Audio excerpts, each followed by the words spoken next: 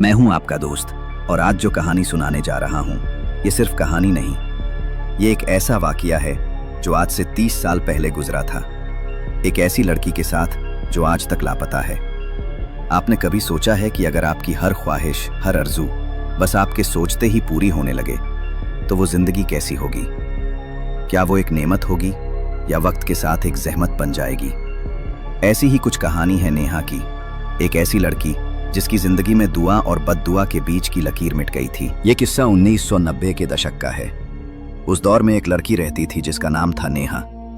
बिल्कुल फिल्म की हीरोइन की तरह, खूबसूरत, मासूम और बहुत ही सादा। उसकी एक बात थी कि जितना प्यारा उसका चेहरा था उतना ही अच्छा उसका दिल भी था। नेहा की सबसे प्यारी बात यह थी कि वो अपनी हर सहेली से बहुत मोहब्बत करती थी।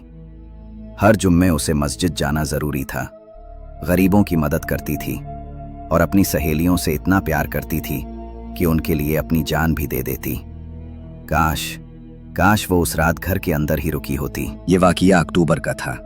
सर्दी की हल्की सी शुरुआत थी, मगर फिजा में एक अजीब सा सन्नाटा था, जैसे कोई तूफान आने वाला हो। नेहा की सहेली फराह की शादी थी। पूरे मोहल्ले में खुशी का माहौल था। सहेलियां प्लान बना रही थीं कि सब नेहा के घर इकट्ठा होंगी, वहां से तैयार होकर जाएंगी। नेहा उस दिन बहुत खुश थी। सुबह से ही घर में गीत गुनगुनाती रहती थी। उसने अपने लिए एक लाल रंग का जोड़ा निकाला था। उस जोड़े में वो ऐसे लग रही थी जैसे कोई शहजादी हो, मगर क्या पता था कि उस लाल रंग ने एक और की नजर खींची थी। शाम के वक्त नेहा तैयार हो गई, इत्र लगाया, जेवर पहना और देखो, लग रही थी बिल्कुल चांद की रानी। उस जमाने में बिजली का मसला आम था। बिजली जाने के वक्त घर में बैठना मुश्किल हो जाता था। नेहा ने सोचा कि बाहर कुर्सी लगाकर बैठ जाऊं, सहेलियां आ जाएंगी तो साथ में चली जाऊंगी। यहां से शुरू होती है वो कहानी जो आज तक खत्म नहीं हुई। नेहा बाहर बैठी, हवा में एक अजीब सी खामोशी थी। ऐसे में अचानक बिजली चली गई और पूरे मोहल्ले में अंधेरा छा गया। उस अंधेरे में कुछ हुआ। नेहा ने महसूस किया जैसे किसी ने उसके पैरों को बहुत प्यार से, बहुत एहतियात से छुआ है।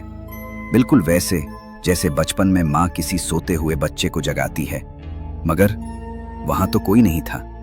नेहा का दिल जोर से धड़का। उसने इधर उधर देखा, मगर अंधेरे में कुछ नजर नहीं आ रहा था। उसने सोचा कि शायद कोई बिल्ली या कुत्ता होगा। फिर थोड़ी देर बाद सहेलियां आ गईं। हंसी मजाक में सब शादी में चली गईं।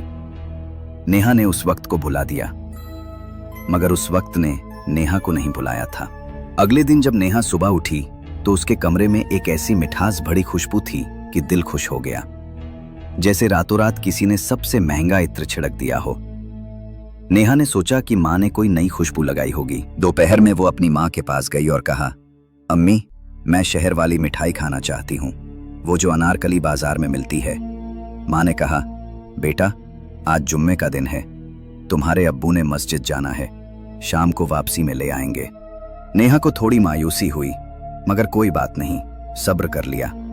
मगर जब शाम को अपने कमरे में आई तो क्या देखा, एक सुनहरे डिब्बे में वही मिठाई रखी थी, बिल्कुल ताजा, जैसे अभी अभी दुकान से आई हो। नेहा खुश हो गई। सोचा कि अब्बू को मस्जिद से पहले बाजार जाना पड़ा होगा, मगर अब्बू तो मस्जिद से सीधा घर आए थे। उन्हें तो पता भी नहीं था कि नेहा ने मिठाई मांगी थी। अगले कुछ दिन में नेहा की हर छोटी मोटी ख्वाहिश पूरी होने लगी। किसी की लाल चूड़ियां देखी, वो मिल गईं। किसी की लिपस्टिक पसंद आई, वो आ गई। पहले तो नेहा ने सोचा कि माँ बाप बहुत प्यार कर रहे हैं, मगर फिर उसने गौर किया कि ये चीजें तो उसने मांगी भी नहीं थीं, बस दिल में सोचा था और वो मिल गईं। एक दिन नेहा अपनी सहेली के घर गई। वहां उसकी सहेली के पास नई ईयररिंग्स थीं, बहुत प्यारी।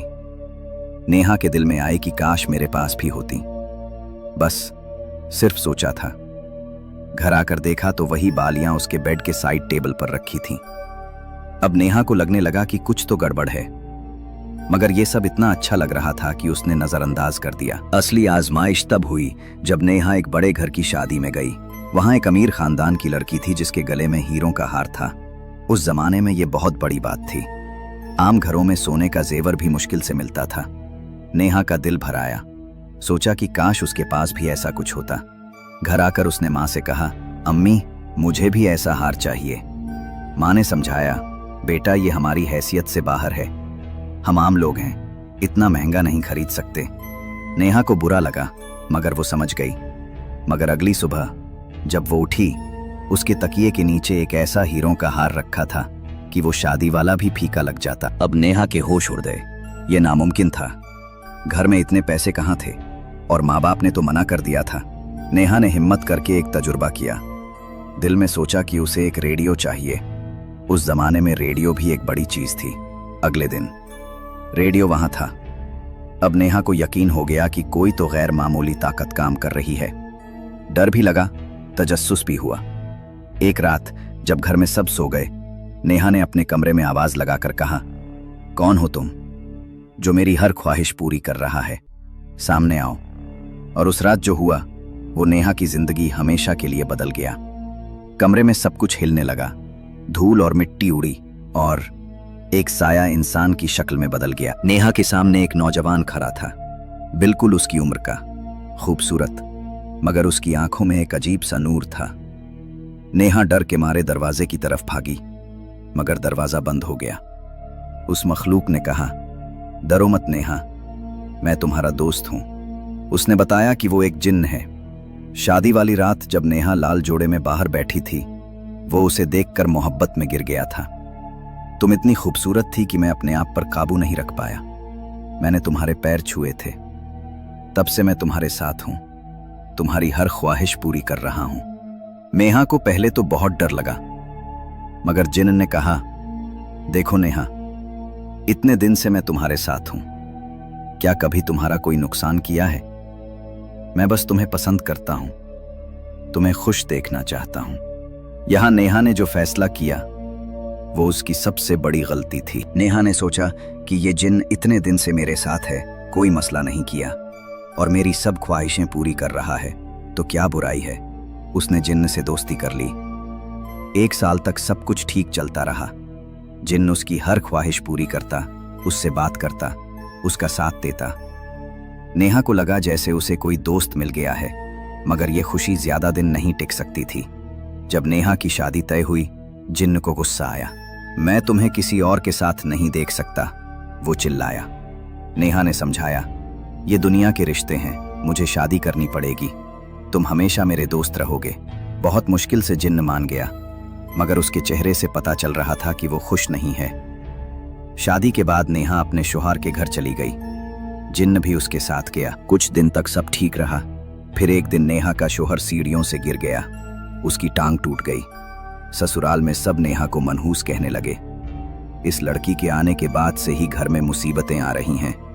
नेहा को पता था ये जिन्न का काम है। उसने उसे बहुत डांटा। ये क्या हरकत है? मैंने तुमसे कहा था कि शादी के बाद कोई मुदाखलत नहीं करना। अब एक नया मसला आ गया। नेहा के पास नई नई चीजें आती रहती थीं। शौहर शक करने लगा, ये सब कहां से आ रहा है? घर में तो पैसे नहीं हैं। ससुराल के ताने, शौहर के शक और जिन्न की हसद। नेहा की जिंदगी जहन्नुम बन गई। आखिरकार नेहा ने वो फैसला किया जिसका अंजाम उसके लिए बुरा साबित हुआ। उसने जिन्न से कहा, मैं तुमसे बात नहीं करना चाहती, तुम मेरी जिंदगी से चले जाओ, हमेशा के लिए। जिन्न ने कहा, नेहा, मुझे तुम पसंद हो और मैं कहीं नहीं जाऊंगा। मगर नेहा ने नजरअंदाज किया, नहीं, तुम मेरे लिए मुसीबत हो, चले जाओ। एक पल के लिए जिन्न खामोश हो गया, लेकिन उसके चेहरे पर गुस्सा था। ठीक है नेहा, अगर तुम मुझे नहीं चाहती तो तुम्हें पता चल जाएगा कि मेरे बिना तुम्हारी जिंदगी कैसी होगी। अगले दिन से नेहा की जिंदगी एक बुरा ख्वाब बन गई। जहां पहले उसके कमरे में खुशबू आती थी, अब एक ऐसी गंदी बदबू आने लगी कि दूर से पता चल जाता था।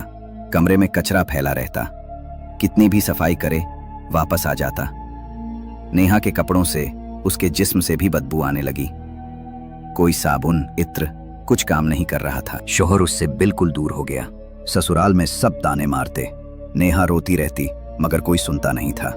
आखिरकार नेहा ने अपनी माँ को सब सच बता दिया। माँ उसे एक मशहूर आलिम साहब के पास ले गई। आलिम साहब ने कहा, बेटा, तुमने बहुत गलती की है, ये बहुत खतरनाक जिन्न है, अब वो तुमसे बदला ले रहा है। उन्होंने नेहा को एक तावीज दिया, जब तक ये तुम्हारे पास है वो तुम्हारा कुछ नहीं कर सकता, मगर ध्यान रखना, अगर ये कभी गिर जाए या तुम गलती से भी उसे पुकार दो, वो तुम्हें ले जाएगा, हमेशा के लिए। उस तावीज से नेहा की जिंदगी मामूल पर आने लगी। कुछ महीने गुजरे, नेहा की जिंदगी पटरी पर आ गई। शौहर से रिश्ता सुधर गया। फिर एक दिन, ये नवंबर की बात है, नेहा किसी काम से घर से निकली। वो कभी घर वापस नहीं आई। उसे हर जगह ढूंढा गया। पुलिस, अखबार और टीवी वालों सब ने कोशिश की, मगर कोई सुराग नहीं मिला। 30 साल गुजर गए। आज तक पता नहीं कि नेहा कहाँ है। कौन जानता है, शायद उस दिन उसकी तावीज गिर गई हो, या फिर वो जिन किसी तरह कामयाब हो गया हो। मगर मैं आपको एक बात बताता हूँ, उस घर में आज भी रात को आवाजें आती हैं, जैसे कोई लड़की रो रही हो। क्या वो नेहा है? क्या वो वापस आने की कोशिश कर रही है? किसी को नहीं पता। तो ये थी नेहा की हकीकी कहानी। अगर आपको पसंद आई हो तो लाइक कीजिए, शेयर कीजिए और कमेंट में बताइए कि आपका क्या ख्याल है। अगर आपके साथ भी ऐसा कोई अजीब या खौफनाक वाकया पेश आया है तो हमें कमेंट्स में ज़रूर बताइए। हो सकता है हमारी अगली वीडियो आपकी कहानी पर हो।